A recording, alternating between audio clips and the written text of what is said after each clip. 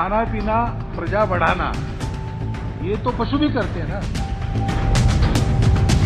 सुनिए, मोहन भागवत साहब को संविधान पढ़ना चाहिए। इस समय देश की जनसंख्या को लेकर बहस चल रही है। कुछ दिन पहले ही यूएन रिपोर्ट में कहा गया है कि जल्द ही भारत चीन को पछाड़ देगा। अब उस बीच मोहन भागवत का एक बयान सामने आया है जो काफी मायने रखता है। उन्होंने अपने संबोधन में सीधे सीधे तो बढ़ती जनसंख्या पर कुछ नहीं बोला, लेकिन जानवर और इंसान का फर्क बताते हुए बड़ा संदेश दिया है। खाना पीना, प्रजा बढ़ाना, ये तो पशु भी करते हैं ना। जो ताकतवर है वो जी लेगा। Is the law of the jungle, survival of the fittest.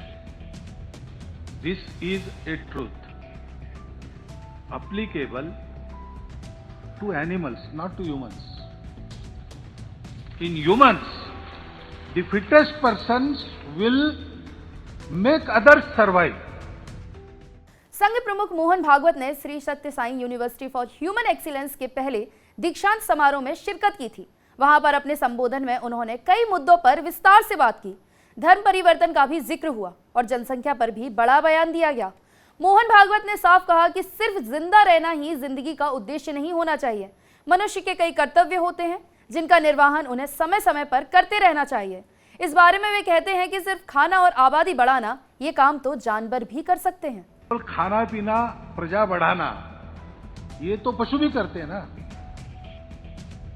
जो ताकतवर है वो जी लेगा। Is the law of the jungle, survival of the fittest.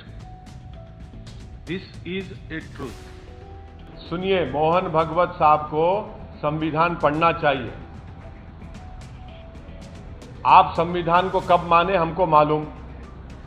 अब भारत 75वीं आजादी यौम आजादी मनाने जा रहा है। तिरंगे को आप कब माने, ऑर्गेनाइजर पढ़ लो आप। आपने 3 रंग के बारे में आपके उस वक्त के सरसंघचालक ने क्या कहा था वो पढ़ लो आप। जनगण मन के बारे में आपके उस वक्त के सरसंघचालक ने क्या कहा था पढ़ लो आप। मोहन भागवत साहब, मेरी आपसे गुजारिश है कि डायरेक्टिव प्रिंसिपल्स पढ़िए भारत के संविधान के। आप लोग के दिमाग में खाली 44 घुसा हुआ है। वैसे समारोह में संघ प्रमुख ने भारत के विकास पर भी काफी बात की। उनके मुताबिक पिछले कुछ सालों में देश ने काफी प्रगति की है, काफी विकास देखा है। इस बारे में वे कहते हैं कि इतिहास की बातों से सीखते हुए और भविष्य के विचारों को समझते हुए भारत ने पिछले कुछ सालों में अपना ठीक विकास किया है। अगर कोई 10 से 12 साल पहले ऐसा कहता तो कोई इसे गंभीरता से नहीं लेता। एक ऐसे ही साक्षात्कारी महापुरुष की वाणी मैंने एक दीवार पर लिखी थी। उसमें कहा था कि भारत जरूर उठेगा। अभी अपने आलस्य और निद्रा को त्याग कर हलचल करके भारत बड़ा होगा।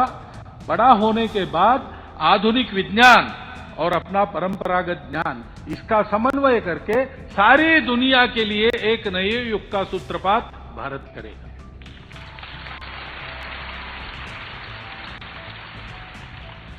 बारह साल पहले मैंने पढ़ा था, तो मैंने कहा ये तो विवेकानंद ने भी कहा, ये तो इसने भी कहा, उसने भी कहा है। यही एक आशा है जिसके कारण हम लोग सक्रिय हैं, नहीं तो हम भी रोते रोते बैठ जाते हैं। लेकिन आज ऐसी स्थिति नहीं है। आज हम ये बताते हैं तो लोगों को विश्वास इसलिए होता है कि उनको भी इसके लक्षण चारों ओर दिखते हैं।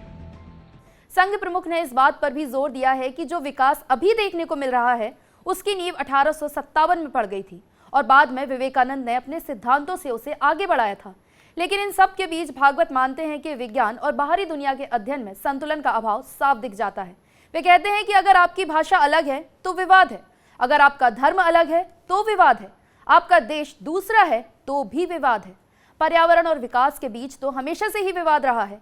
ऐसे में पिछले 1000 सालों में कुछ इसी तरह से ये दुनिया विकसित हुई है। फिलहाल मोहन भागवत का ये बयान काफी वायरल हो रहा है। विश्व में आपकी भाषा अलग है तो संघर्ष, आपकी पूजा अलग है तो संघर्ष, आपके देश अलग है तो संघर्ष। विकास का पर्यावरण से संघर्ष, विज्ञान का अध्यात्म से संघर्ष।